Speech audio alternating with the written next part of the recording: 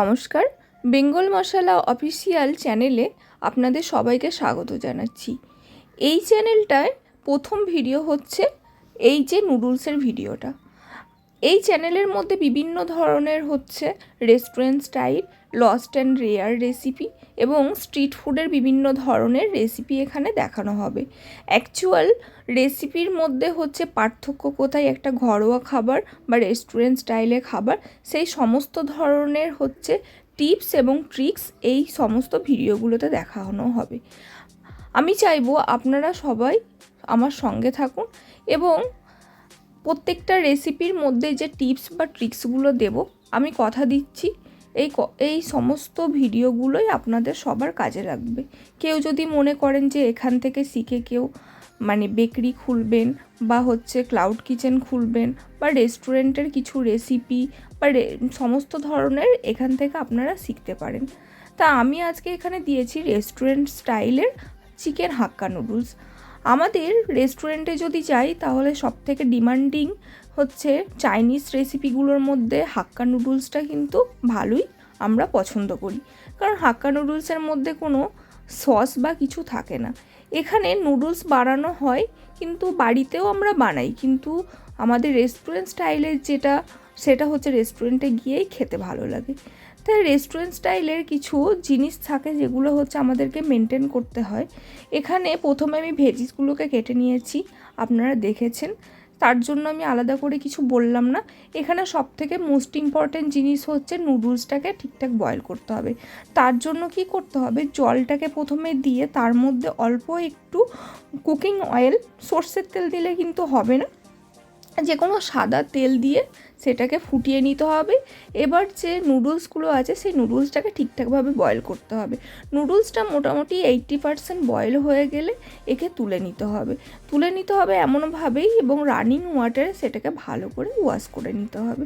Wash করে নেওয়ার পর এই যে ইম্পর্টেন্ট কাজ, একটা থালাতে সেটাতে কি করলাম, নুডলসটাকে ভালো করে ওখানে বিছিয়ে নাড়িয়ে নিচ্ছি, কারণ একটার সঙ্গে একটা যাতে লেগে না যায়।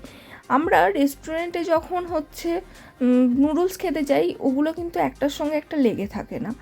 আমি এখানে চিকেন হাক্কা নুডলস এখানে দেখাচ্ছি, তার জন্য চিকেনগুলোকে, এটা হচ্ছে বনলেস চিকেন নিয়েছি। বনলেস চিকেনটাকে ঠিক এই যে স্ট্রিপসের আকারে কেটে নেওয়া হচ্ছে। এটাকে ম্যারিনেট করছি হচ্ছে লবণ, গোলমরিচ গুঁড়ো আর হচ্ছে একটু লেবুর রস, আর এখানে যে এগ হোয়াইটটা আছে, এগ হোয়াইটটা দিয়ে ম্যারিনেট করছি। তাতে কি হয়, আমাদের চিকেনটা হচ্ছে খুব সফট থাকে। এখানে ডিমের পুরো অংশটাই দিতে পারেন, কোনো প্রবলেম নেই, বাট আমি এখানে এগ হোয়াইটটাই দিয়েছি। তারপরে একটু কর্নফ্লাওয়ার দিয়ে একে ভালো করে ম্যারিনেট করে কিছুক্ষণের জন্য রেখে দিচ্ছি। মোটামুটি হচ্ছে আধা ঘন্টা রেখে দিলে ভালো হয়। হ্যাঁ, আমি আদা রসুনটা দিতে ভুলে গেছিলাম, আদা রসুনটা এর সঙ্গে দিয়ে ম্যারিনেট করতে হবে। এরপর একটা কড়াইয়ে তেল নিয়েছি।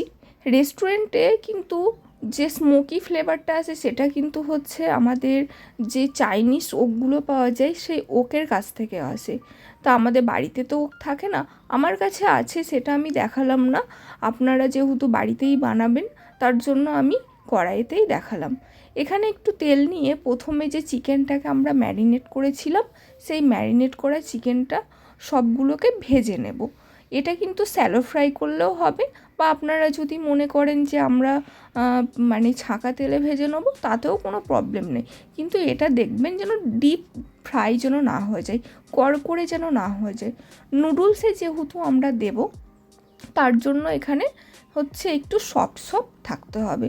তার জন্য আমি এখানে কড়াইয়ে কি করেছি, এটাকে ফ্রাই করে নিয়েছি।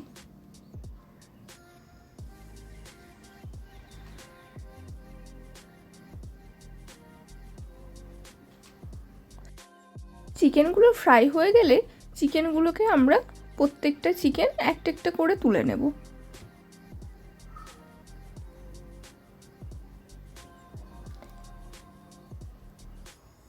এবার এখানে আমি চিকেন নুডলস বানাচ্ছি। রেস্টুরেন্টে গেলে চিকেন নুডলসের সঙ্গে এগটা কিন্তু দেয়।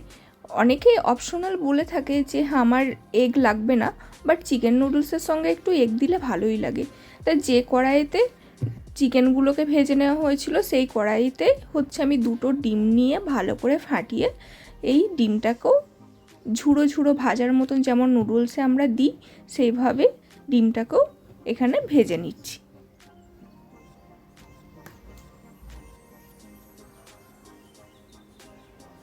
হ্যাঁ, চিকেনটাকে এখানে ভেজেছি বলে এই যে নিচে একটু লেগে যাচ্ছে, একটু দেখবেন যাতে কোনো নিচ থেকে ধরে না যায়।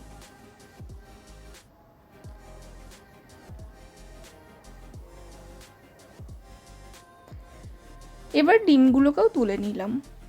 কড়াইয়ের মধ্যে হচ্ছে এবার আসল কাজ যেটা আছে সেটা আমাদেরকে করতে হবে।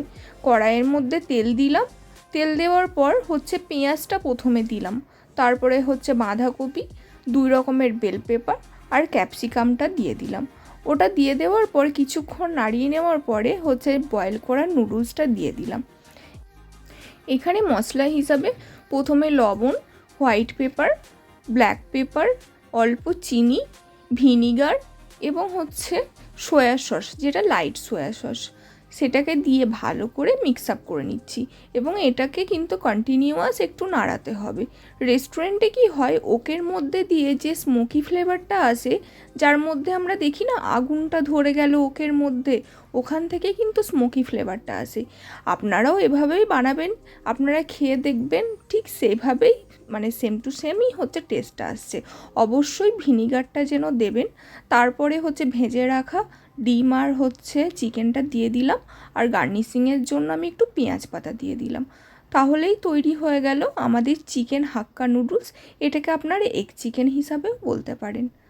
ভালো লাগলে অবশ্যই পাশে থাকবেন।